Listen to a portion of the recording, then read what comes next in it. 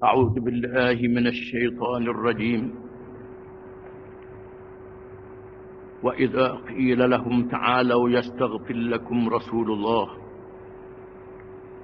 لووا رؤوسهم ورأيتهم يصدون وهم مستكبرون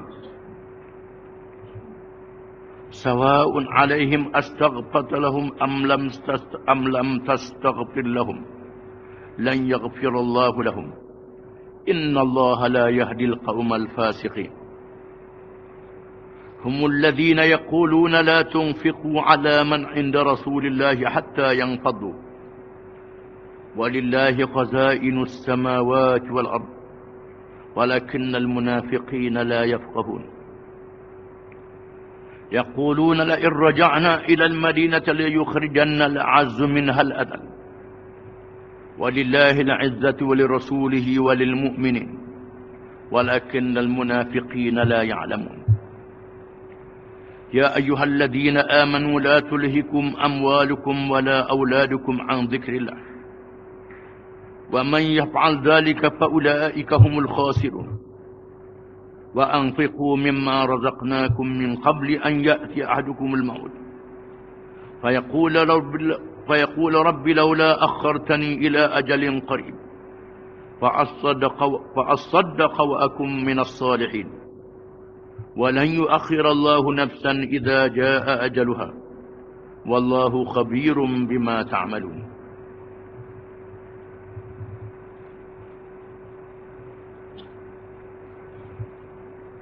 Maksudnya, dan apabila dikatakan kepada mereka yang orang munafik, marilah bertaubat, supaya Rasulullah sallallahu alaihi wasallam meminta ampun, beristighfar kepada Allah untuk kami. Mereka enggan, sambil mengiling-ilingkan kepala mereka, dan engkau melihat mereka berpaling dari bertaubat, serta mereka berlaku sombong angkuh. Tidak ada faedahnya kepada mereka, sama ada engkau meminta ampun atau engkau tidak meminta ampun untuk mereka. Allah tidak sekali-kali akan mengampunkan mereka. Sesungguhnya Allah tidak memberi hidayah, petunjuk kepada kaum yang fasik. Mereka itulah yang mengatakan kepada orang-orang Islam di Madinah, yang membantu Rasulullah SAW dan orang-orang muhajirin, janganlah kamu membelanjakan harta benda kamu kepada orang-orang yang ada bersama-sama Rasulullah SAW, supaya mereka bersurai meninggalkannya. Padahal bagi Allah jualah perbendaharaan langit dan bumi. Tiada siapa pun yang dapat memberi atau menyekat sebarang pemberian, malaikat dengan kehendaknya. Akan tetapi orang-orang munafik itu tidak memahami hakikat yang sebenarnya. Mereka berkata lagi, demi sesungguhnya jika kita kembali ke Madinah dari medan perang, sudah tentu orang-orang yang mulia lagi kuat, yakni pihak kita akan mengusir keluar dari Madinah orang-orang yang hina lagi lemah, yakni pihak Islam. Padahal bagi Allah jualah kemuliaan dan kekuatan itu, dan bagi Rasulnya serta bagi orang-orang yang beriman. Akan tetapi orang-orang yang munafik itu tidak mengetahui hakikat yang sebenarnya. Wahai orang-orang yang beriman, janganlah kamu dilalaikan oleh urusan harta benda kamu dan anak pinak kamu, daripada mengingati Allah dengan menjalankan perintahnya. Dan ingatlah, sesiapa yang melakukan demikian, maka mereka itulah orang-orang yang rugi. Dan belanjakanlah, dermakanlah sebahagian dari rezeki yang kami berikan kepada kamu, sebelum seseorang dari kamu sampai ajal maut kepadanya.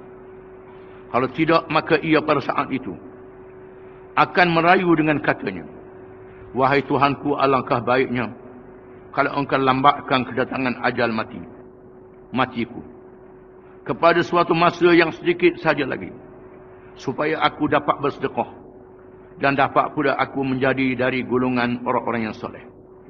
Dan ingatlah, Allah tidak sekali-kali akan melambatkan kematian seseorang atau sesuatu yang bernyawa apabila sampai ajalnya. Dan Allah amat mendalam pengetahuannya bersabit dengan segala yang kamu kerjakan.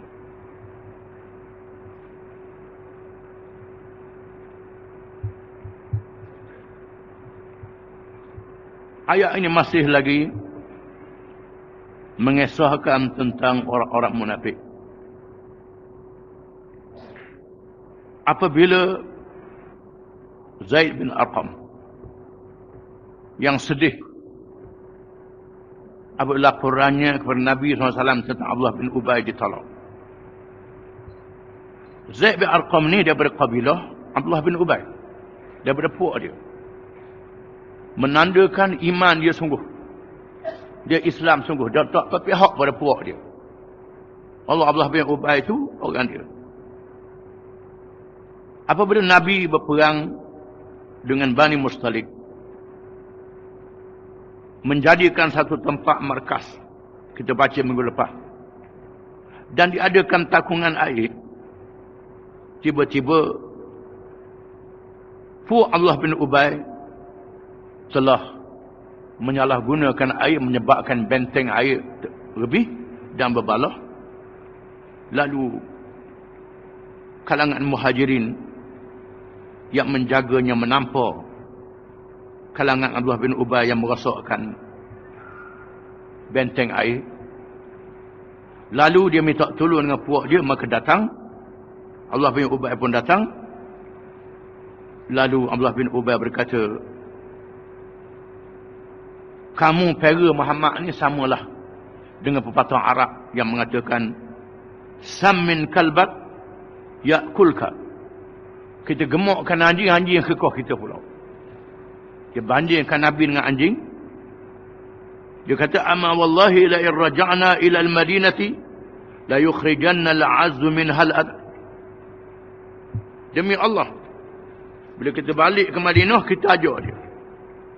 Orang yang mulia akan menghalau orang yang hina. Yang mulia ialah dia, yang hina ialah Nabi Muhammad sallallahu alaihi wasallam.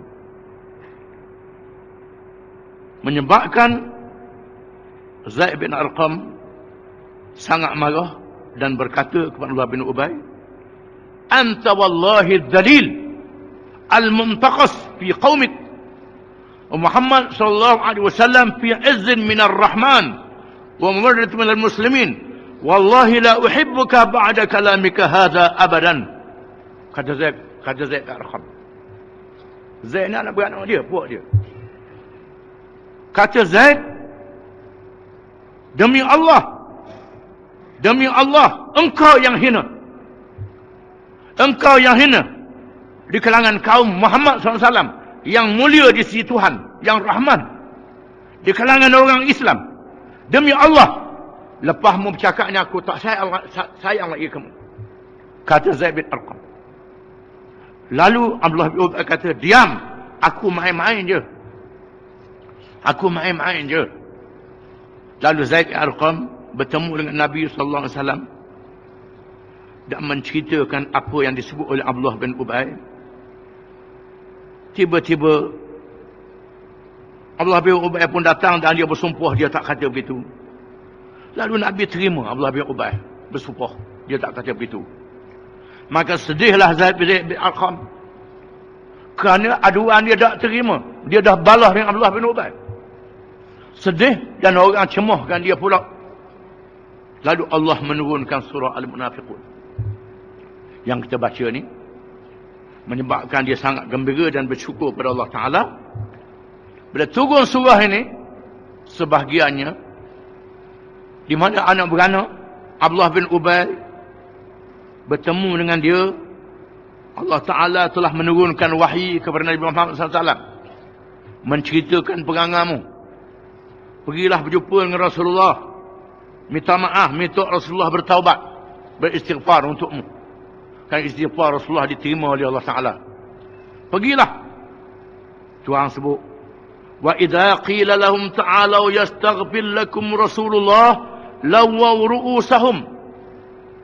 Dan apabila dikatakan kepada mereka, marilah kita berjumpa Rasulullah supaya Rasulullah beristighfar untuk kamu, mereka mengiling-ilingkan kepala mereka, buat main-main. Wa ra'aitahum yasuddun, wahum mustakbirun. Dan engkau lihat mereka ini terus menerus menentang Nabi dan menundukkan kesombongan mereka. Allah Ta'ala mendedahkan bagaimana perangai kalangan orang munafik ini.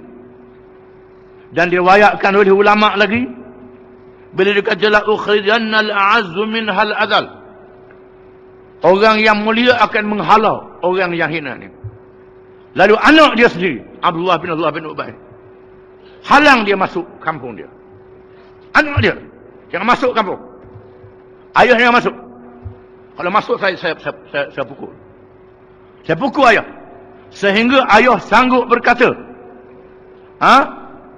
ayah sanggup berkata dengan ucapan bahawa Rasulullah mulia ayah yang hina. Balikkan kata tu. Kalau tidak, saya tak pernah masuk. Anak dia sendiri halang dia masuk kampung. Lalu dia pun sebut, Rasulullah mulia, dia hina. Bawa anak dia pernah masuk. Dan mengikut satu riwayat yang lain, bila turun ayat ni, anak dia berjumpa, minta izin dengan Nabi nak pancung kepala ayah dia. Kerana Allah Ta'ala telah mendedahkan ayah dia yang munafik dan musuh besar kepada Islam. Allah Ta'ala menurunkan ayat lagi, sawa'un alaihim astaghfirta lahum am lam tastaghfir lahum lan yaghfirullahu lahum innallaha la yahdil qaumal fasiqin. Sama saja wahai Muhammad SAW kepada mereka, sama ada engkau beristighfar untuk mereka ataupun engkau tidak beristighfar untuk mereka, sesungguhnya Allah tidak akan mengampunkan dosa mereka. Bila Tuhan kata tak ampun dosa ini berat. Allah dia mengatakan Allah tidak akan mengampunkan dosa mereka, sesungguhnya Allah tidak memberi hidayah kepada kaum yang jahat. Sampai mati orang ini jadi munafik. Mati dalam keadaan tidak bertaubat dan tak mendapat ampun daripada Allah Ta'ala. Mengikut satu riwayat, tak berapa lama mana dia pun mati. Allah mati. Dan anak dia berjumpa dengan Nabi. Minta Nabi hadiah berjubah untuk kapan ayah dia. Mudah-mudahan berkat jubah Rasulullah ni ayah dia selamat. Minta Rasulullah semayang jenazah. Doa Rasulullah ayah dia selamat. Pergi kubur, berdoa dekat kubur, mudah-mudahan Allah Ta'ala selamatkan. Rasulullah pergi nak pergi sembahyang, Sayyidina Umar larang. Rasulullah kata, jangan pergi. Rasulullah kata, ini bahaku. Rasulullah kata, Rasulullah lawan dengan Sayyidina Umar. Rasulullah pergi sembahyang juga. Rasulullah pergi sembahyang jenazah dia. Kata pergi kubur, kerana meraihkan anak dia ni pergi kubur. Beri baju kapan lagi belum pada tu dengan jubah Rasulullah. Tuhan menurunkan ayat dalam surah Taubah, wala tusalli ala ahadin minhum mata abada wala taqum ala qabri. Wahai Muhammad, jangan sekali-kali engkau sembahyang jenazah orang munafik. Jangan berdiri di sisi kuburnya. Tuhan melarang Nabi. Lepas tu turun ayat, Tuhan larang Nabi sembahyang orang munafik dan berdoa di kubur orang munafik. Lepas tu Nabi bila tahu orang munafik, Nabi pun tak pergi. Oleh kerana yang tahu siapa munafik ini Rasulullah beritahu ialah Huzaifah. Bila ada orang mati lepas Nabi wafat, Sayyidina Umar tengok Huzaifah pergi sembahyang kedua. Kalau Huzaifah pergi sembahyang, Sayyidina Umar pergi sembahyang sama. Tengok Huzaifah ada tahu je tak sembahyang, Sayyidina Umar pun tak sembahyang. Cang orang munafik lah tu. Walaupun demikian, orang munafik ini diuruh jenazah dia macam orang Islam juga. Tak boleh lock begitu. Kerana hukum zahirnya orang Islam dimandi, disembahyangkan juga, tunaikan fardu kifayah. Fardu kifayah kita tunaikan. Itu urusan dia dengan Allah Ta'ala dalam kubur. Urusan dia dengan Allah Ta'ala. Fardu kifayah ditunaikan terhadap orang munafik ini kerana dia hadir ke masjid, dia sembahyang dengan orang Islam. Walaupun ada tanda-tanda munafik pada dia, kita sembahyang juga jenazah dia. Sembahyanglah sekadar tunaikan fardu kifayah. Allah Ta'ala dedahkan perangai mereka. Humul ladhina yaquluna la tunfiqu ala man inda Rasulillah hatta yanfadu. Mereka itulah orang-orang yang berkata, jangan kamu beri bantuan. Beri bantuan. Hari ini bawa beri bantuan juga tak? Jangan beri bantuan. Beri duit, beri pertolongan, beri belanja kepada orang yang ada di sisi Rasulullah, sehingga mereka tinggal Rasulullah. Jangan tolong, jangan beri duit, jangan bantu orang dengan Nabi ini, supaya bila kita tak bantu dia, dia tak ikut Rasulullah.